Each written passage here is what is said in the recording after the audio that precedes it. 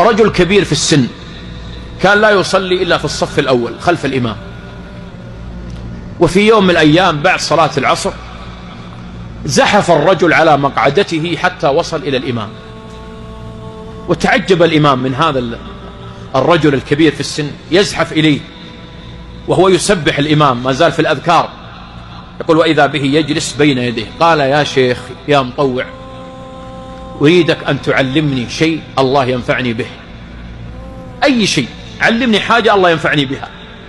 يقول الشيخ الداعي الإمام، يقول فاجأني وأنا أسبح ويزحف وجاء إلى عندي، يقول ماذا أقول له، ماذا أعلمه، يعني باغتني هكذا ماذا أعلمه.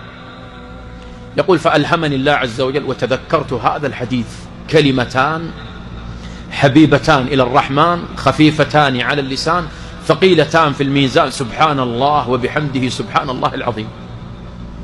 يقول تذكرت هذا الحديث من ضمن الدين كله، تذكرت هذا الحديث.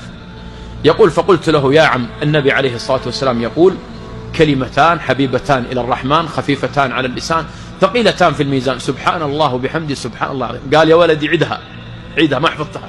يقول فأعدتها عليه. قال يا مطوع عيدها مرة ثانية. يقول فأعيدها عليه وأكررها عليه حتى قال يا ولدي حفظتها. خرج هذا الشايب يا إخوان يدعو بهذه الكلمة إلى الله جل وعلا، كلما جلس في مجلس وفي وليمة وفي عزيمة قال يا إخواني، النبي عليه الصلاة والسلام يقول كلمتان حبيبتان إلى الرحمن خفيفتان على اللسان ثقيلتان في الميزان، سبحان الله وبحمده سبحان الله العظيم.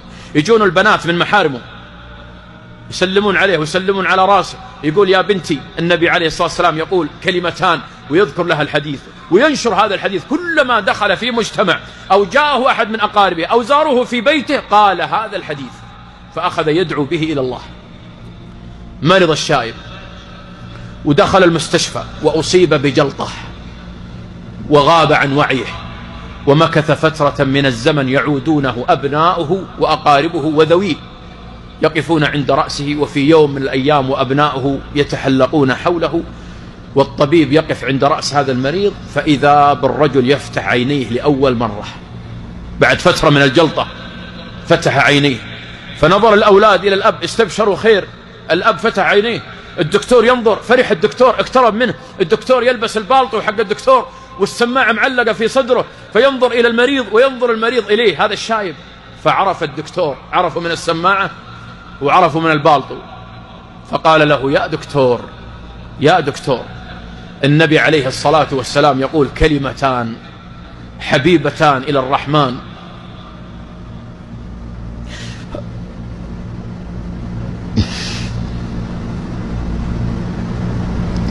خفيفتان على اللسان ثقيلتان في الميزان. يا دكتور سبحان الله وبحمده سبحان الله العظيم. ثم فاضت روحه إلى الله،